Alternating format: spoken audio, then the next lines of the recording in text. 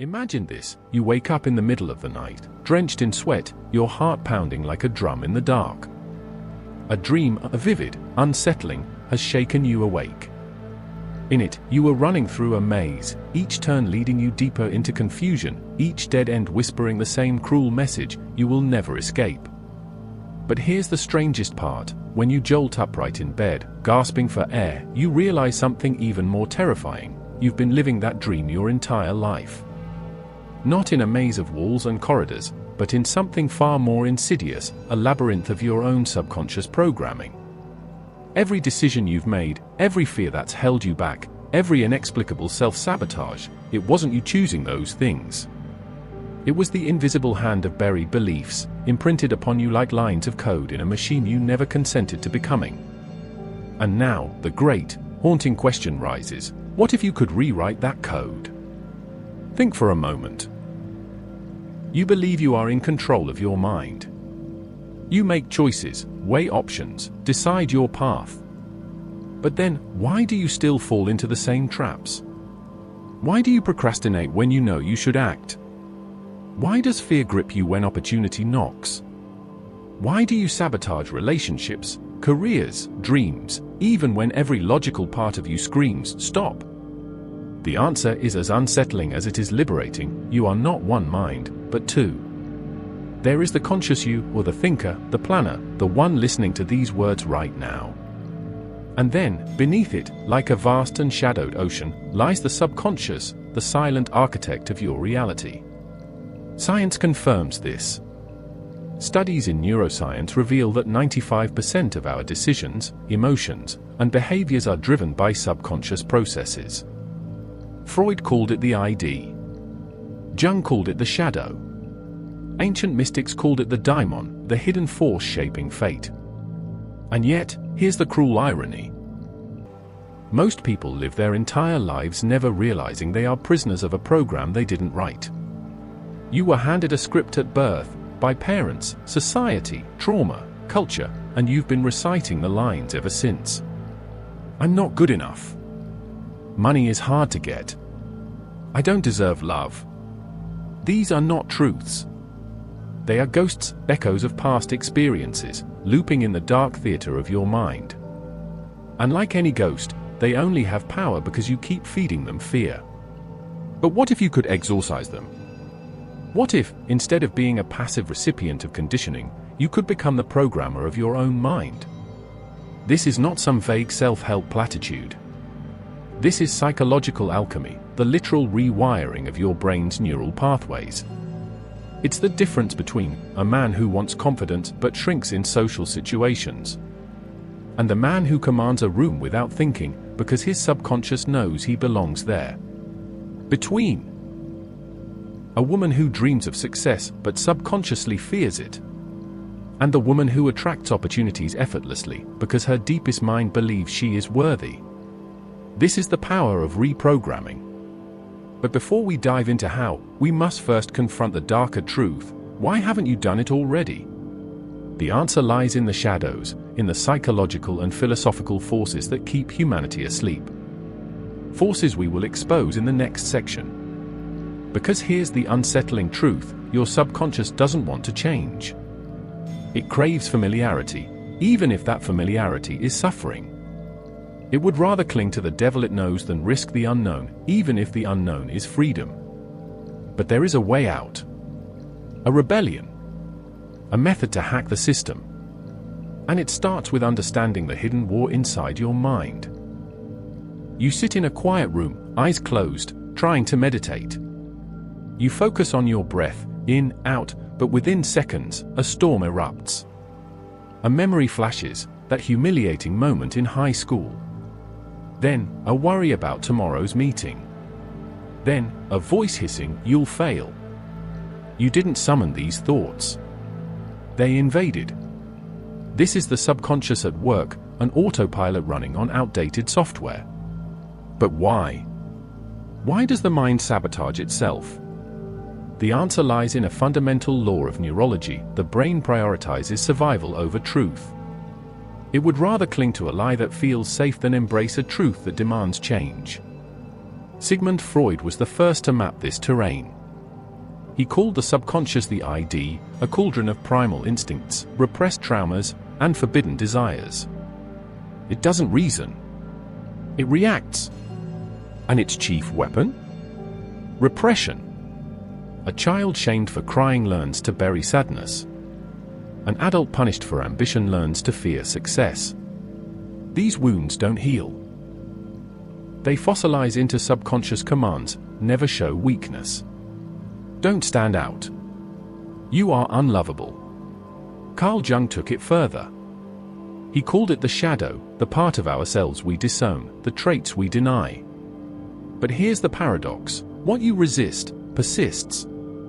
The angrier you are at arrogance, the more likely you harbor it. The more you judge laziness, the more you fear it in yourself.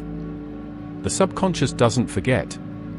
It stores every rejected fragment of your identity, and these fragments control you from the dark. Friedrich Nietzsche warned of this trap: become who you are. Most never do. Instead, they live in psychological recursion, repeating the same patterns while pretending they are free. The man who swears this time he'll leave the toxic relationship, but stays. The artist who dreams of a masterpiece, but never starts. The entrepreneur who craves wealth, but subconsciously believes money is evil. Nietzsche called it eternal recurrence. Not as a cosmic law, but a psychological one. You are doomed to repeat what you don't confront. Jean-Paul Sartre coined the term bad faith, the act of lying to yourself to avoid responsibility. I'm too old to change.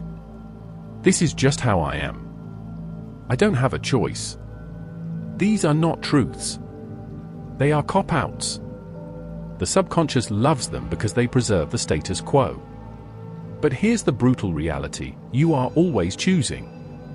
Even when you don't act, you've chosen inertia. Modern science confirms this.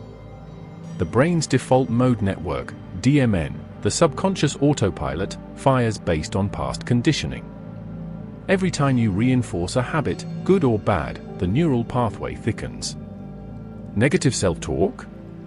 That's a well-paved highway. Procrastination? A familiar trail. Self-doubt? A superhighway. Meanwhile, new, empowering thoughts struggle like dirt paths in a jungle. The subconscious resists rewiring because change equals danger. Aldous Huxley warned of a society controlled not by force, but by distraction. And the greatest distraction? The illusion of business without progress. You scroll. You binge. You numb. All while your subconscious runs the show. This is the hidden problem. You've been conditioned to avoid the one thing that could free you, going inward. Viktor Frankl, Auschwitz survivor and psychiatrist, discovered a truth in hell: between stimulus and response, there is a space. In that space is our power to choose. Most never find that space. They react from programming. But the rebels, the ones who rewrite their minds, pause. Interrogate. Choose. Now, the critical question: how deep does the rabbit hole go? Because this isn't just about habits. It's about identity.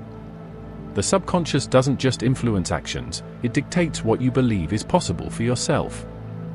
And that leads us to the most unsettling consequence of all. Close your eyes. Listen. Beneath the surface chatter of thoughts, there's a whisper, so faint you've trained yourself to ignore it. It murmurs things like, "You shouldn't even try. They'll laugh at you. This is all you deserve." This is not imagination. This is psychological warfare, a civil war between the life you consciously want and the life your subconscious has already decided you will have. And the casualty? Your potential. You were taken hostage long ago. Your captors? Past failures. Childhood wounds. Cultural hypnosis. But here's the twisted part: you've bonded with them. You defend your limits like a prisoner defending his cage. I'm just not a morning person. Translation: I've surrendered to my circadian programming. I'm bad with money. Translation: I accept financial illiteracy as identity. I don't do well under pressure. Translation: I've neurologically wired myself to crumble. This is the insidious power of the subconscious. It turns behaviors into identities.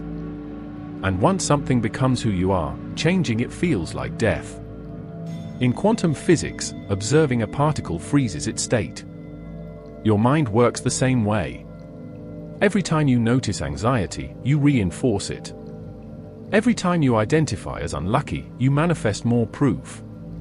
Every time you say, "I always mess up," you compile the evidence. Your attention is the spotlight that makes subconscious shadows real. And most people spend their lives spotlighting their own prison walls. Society is a subconscious programming machine, school systems that reward compliance over creativity, media that equates wealth with worth, religions that preach guilt over empowerment. You didn't choose these beliefs. You downloaded them. And now they run in your mental background like malware, consuming your psychic RAM. The proof? Cognitive dissonance, that visceral discomfort when you try to think beyond your programming. It's not just resistance. It's psychological immune response attacking foreign thoughts. Brain scans reveal terrifying truths. The amygdala processes negative stimuli faster and remembers it longer. One trauma can outweigh 100 joys.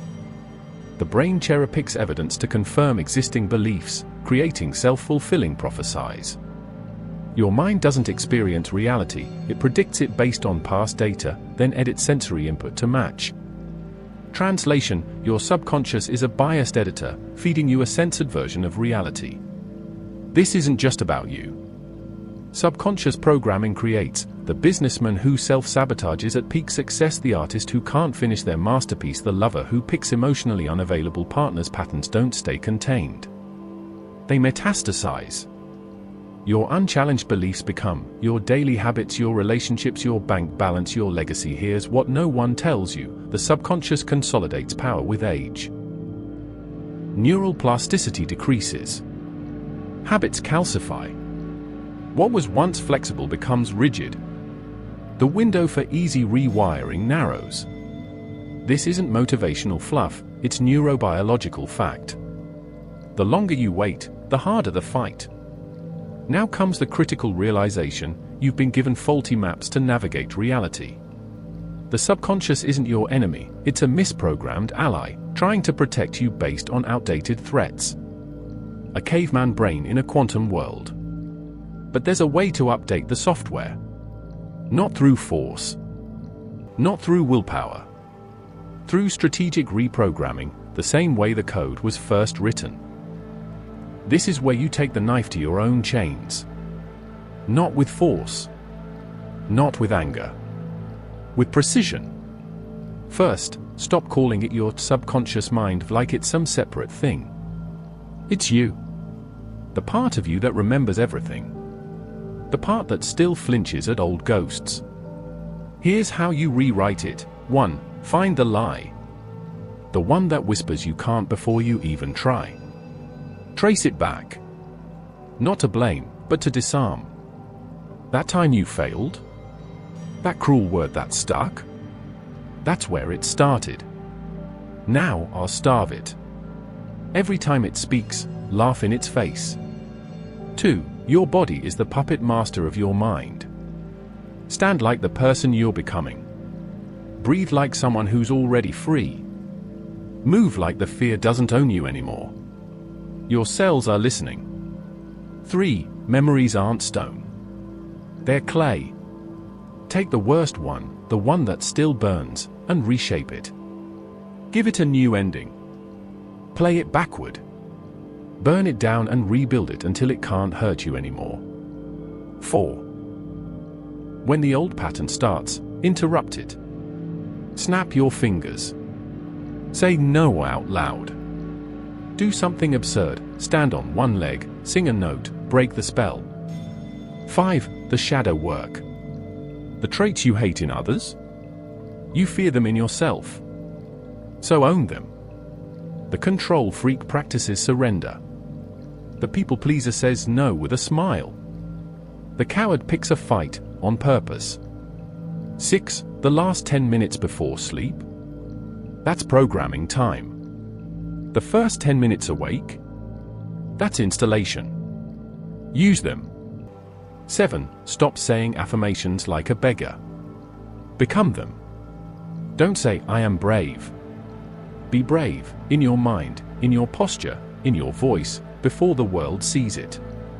8. Altered states hack the system. After anger. After joy. After pain. That's when the walls are down. That's when you plant the new code. 9. Create an alter ego if you have to. Give it a name. Let it do what you think you can't. Then, become it. 10. The final secret? You've always been free. You just forgot. Now, remember. Listen closely now. The truth is simpler than they told you. You're not fixing yourself. You're not rewiring yourself. You're remembering what was buried. Every limitation was planted. By who? By you. By them. By accidents wearing wisdom's mask. Here's what's real. First, the subconscious isn't some dungeon beneath your mind. It's the part of you that never forgot how powerful you were before they convinced you otherwise. Second, your brain lies to you constantly. Not to hurt you. To protect you. From threats that don't exist anymore. Tell it, stand down. Third, reality isn't fixed. It's a negotiation. What you expect, what you truly believe possible, that's what manifests. Not magic. Physics. Fourth, transformation requires surrender. Not effort. Not struggle. The death of who you think you are. Let the old identity burn. Sit in the ashes. Then, choose what rises. Fifth, the language of change isn't words. It's symbols. Images. The smell of rain on concrete. The weight of a hand on your shoulder. The unshakable knowing in your bones. Speak to your mind in this tongue. Sixth, the final paradox, you were never broken. The prison was always open. The chains were always loose. You just had to stop tugging on them to prove they held you. Now walk.